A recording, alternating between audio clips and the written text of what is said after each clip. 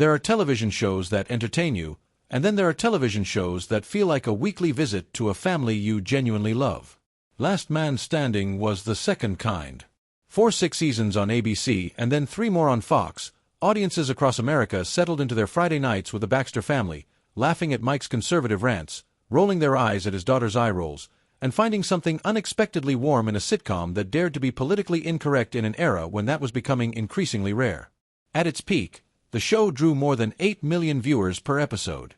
That is not a cult following. That is a phenomenon. And then, one by one, the faces changed. Characters who had been there from the beginning disappeared without warning.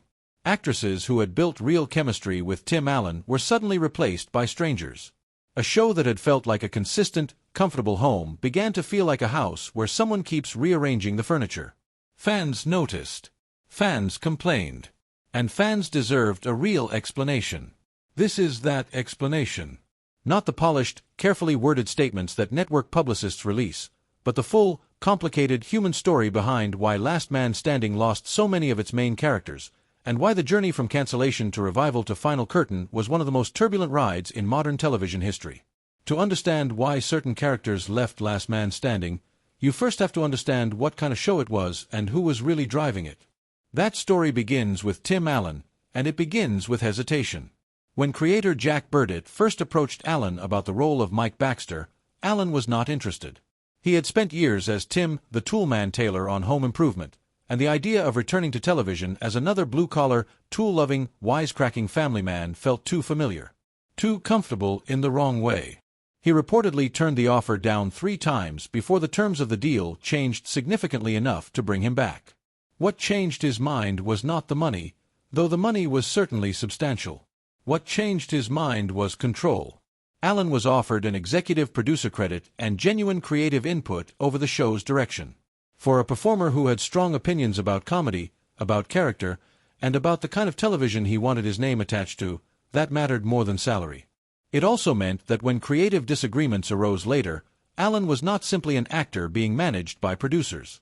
He was a stakeholder with real power, and that dynamic would shape nearly every major casting and story decision the show ever made. ABC had positioned Last Man Standing as a kind of spiritual successor to All in the Family, the groundbreaking Norman Lear comedy that built its entire premise around the tension between a stubbornly conservative patriarch and a changing world. Mike Baxter was designed to be that kind of character, someone whose worldview would be constantly challenged, sometimes gently mocked, but ultimately treated with enough dignity to make him sympathetic rather than cartoonish. It was a delicate balance, and for years, the show managed to walk that line with surprising skill. The premiere in October 2011 drew 13.2 million viewers, making it the biggest comedy debut ABC had seen in years. Friday nights were notoriously difficult for television, the graveyard of many ambitious shows, but Last Man Standing thrived there. The audience was loyal, consistent, and passionate, which made what happened in 2017 all the more stunning. Most viewers remember the recasting of Kristen Baxter as one of the show's more jarring early moments, but not everyone remembers the actress who originated the role. Alexandra Krosny played Kristen through the entire first season, and she brought something genuinely distinctive to the character. Kristen was the eldest Baxter daughter, a young single mother who had her son Boyd at 17 and was still trying to figure out her life while living under her parents' roof. She was messy and funny and real in the way that only happens when an actress genuinely inhabits a character rather than performing one. Krosny's Kristen had sharp timing and emotional authenticity. Her scenes with Allen crackled with a kind of natural, slightly adversarial warmth that is difficult to manufacture. Fans connected with her. And then, before season 2, she was gone. The official explanation from ABC was the one the industry always reaches for in these situations: creative differences. It is a phrase that means everything and nothing, a way of acknowledging that something went wrong without specifying what. The reality was more layered. The show's producers had decided during the hiatus between seasons that Kristen's story needed to evolve in a direction that would allow her to function as a more direct, ideological counterpoint to Mike Baxter. They wanted her older, more settled in her liberal worldview, more capable of holding her own in the political debates that were becoming the show's signature. The version of Kristen they had in season 1 was too young, too untested, too focused on the immediate scramble of single motherhood to serve that function effectively. There was also a practical consideration that the producers discussed openly at the time. Krosny was actually younger than Molly Ephraim, the actress playing Mandy, the middle Baxter daughter. On screen, this created a subtle visual incongruity. The eldest sister looked younger than the middle sister, and while audiences might not have consciously registered the disconnect, it contributed to a sense that the family's internal logic was slightly off. The replacement they chose was Amanda Fuller, who was older than both Krosny and Ephraim and brought a more grounded, mature energy to the role. Fuller would go on to become one of the show's most consistent performers, developing a version of Kristen that was both funnier and more dramatically substantial than what the first season had established. But the transition was painful, and it set a precedent that would haunt the show for years. When Last Man Standing needed a character to change, it did not hesitate to change the person playing them. The character of Ryan Vogelson, Kristen's ex-boyfriend and the father of her son Boyd, went through his own remarkable transformation.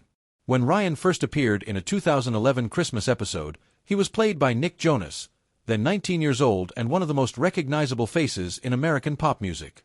The casting was transparently designed for attention, a stunt to generate buzz and bring younger viewers to a Friday night family sitcom. Jonas's Ryan was deliberately underwritten, a nervous, immature young man who had run away from his responsibilities and returned sheepishly into Kristen's orbit. He was a narrative device more than a character. When Tim Doyle became the showrunner in Season 2, his vision for Ryan was fundamentally different. Doyle wanted a character who could challenge Mike Baxter intellectually and politically, someone whose progressive worldview would be coherent and articulate enough to make the show's debates feel genuinely two-sided. That version of Ryan required a different kind of actor, and Jonas, whatever his other talents, was not the right fit for the more complex role Doyle had in mind. Jordan Masterson took over in Season 2 and transformed Ryan completely. His version of the character was thoughtful, politically engaged, and capable of going toe-to-toe with Mike in arguments that actually had two defensible positions. Over time, the writers gave Ryan a genuinely interesting arc. He went from struggling young father to small business owner, eventually running a cannabis operation called Best Buds that became funnier with each passing season as Ryan gradually began to exhibit the capitalist tendencies he had always criticized in his father-in-law. The irony was rich, and Masterson played it beautifully. In May 2017, ABC announced that Last Man Standing was canceled. The news landed like a thunderclap. The show was averaging over 8 million viewers per episode. It was dominant in its Friday night time slot. There was no obvious reason, by any conventional television metric, for it to end. The timing made the cancellation impossible to discuss without reference to politics. Just 2 months earlier, Tim Allen had appeared on Jimmy Kimmel Live and made a comment comparing being a conservative in Hollywood to living in 1930s Germany. The remark generated significant controversy. When ABC canceled the show shortly after, the connection was immediately drawn by fans, cast members, and media commentators alike. ABC's President Channing Dungey stated that the decision had nothing to do with politics or with Allen's remarks. The official explanation was that ABC had decided to move away from comedies on Friday nights and focus the slot on fantasy and science fiction programming. The financial dimension was also relevant.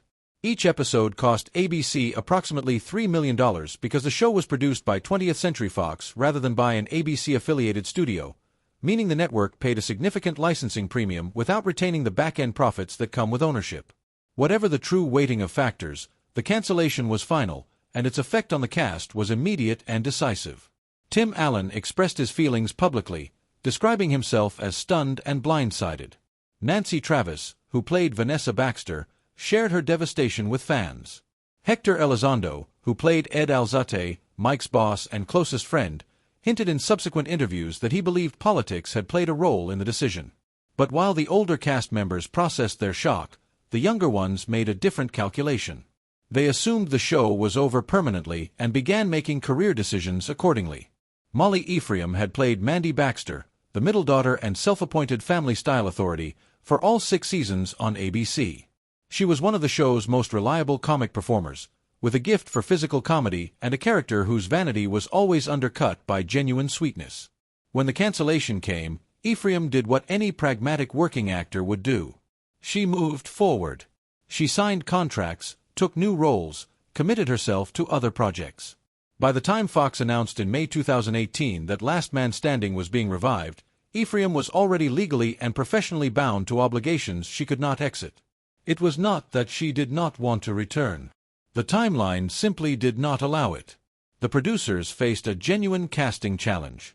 Mandy was a central character. Leaving the role vacant or writing her out of the story would have significantly altered the show's family dynamics. But finding someone to step into a role that Ephraim had made her own for 6 years was a formidable task.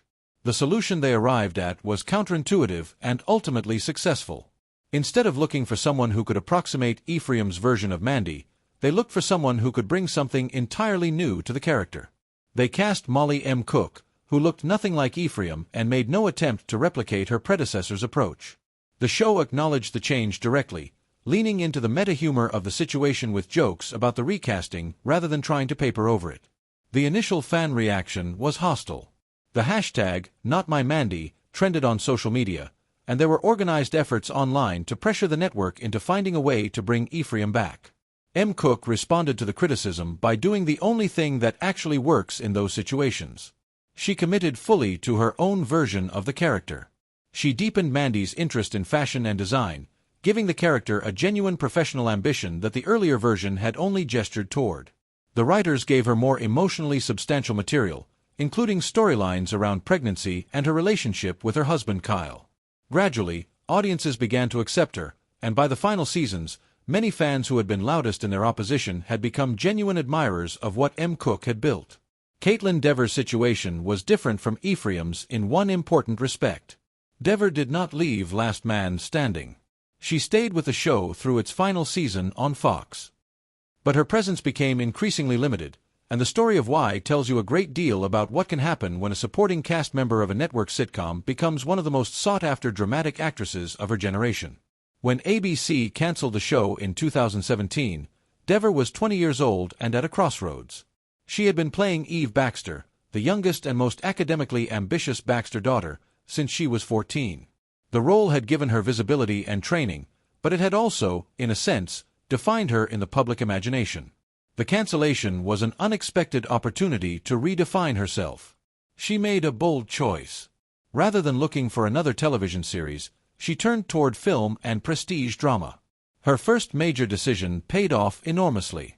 She took a role in Kathryn Bigelow's Detroit, the harrowing 2017 drama about the 1967 Detroit riots, and the critical reception confirmed what many in the industry had quietly suspected. Dever had a level of dramatic ability that the sitcom format had never fully tested. From there, her career accelerated in ways that made a return to regular television commitments genuinely complicated. Her performance in the 2019 film Booksmart, a coming-of-age comedy directed by Olivia Wilde, earned her the kind of enthusiastic critical attention that changes an actor's negotiating position permanently. The film grossed $25 million and generated the kind of word-of-mouth that money cannot buy. Then came Unbelievable, the Netflix limited series in which Dever played a teenager whose rape report is disbelieved by police. Her performance was devastating and precise, earning her Golden Globe and BAFTA nominations and landing her on every serious industry list of the most talented young performers working in American television and film. By the time she returned to Last Man Standing for the Fox revival, she was a fundamentally different entity in the entertainment industry than she had been when the ABC version ended. Scheduling her appearances required the kind of logistical coordination usually reserved for major film productions. She transitioned from series regular to recurring guest star, appearing in 7 episodes of the 7th season. By season 8, that number had dropped to 2, partly due to her other commitments and partly because the COVID-19 pandemic had added quarantine requirements that made each appearance a logistical undertaking requiring 14 days of isolation. The writers handled her reduced availability with creativity and emotional intelligence. They wrote Eve into the Air Force Academy, a decision that gave her sporadic returns genuine dramatic weight. Each time Eve came home, there was a reason for it, and that reason mattered to the story. The show also used video calls cleverly to keep Eve present in family scenes even when Dever could not physically be on set.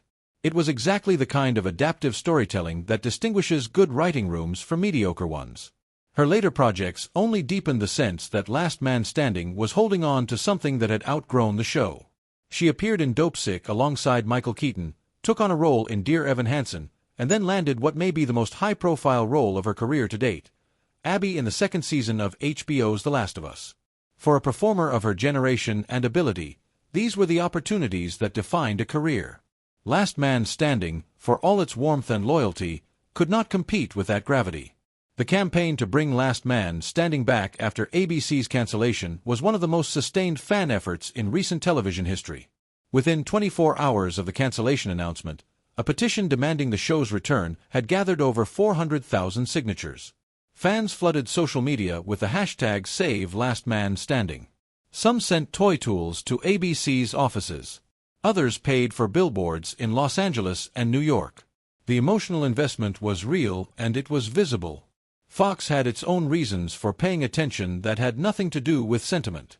ABC had recently revived Roseanne, and the premiere had drawn massive ratings, demonstrating that there was a substantial audience for television that spoke to more conservative viewers. Last Man Standing was a natural fit for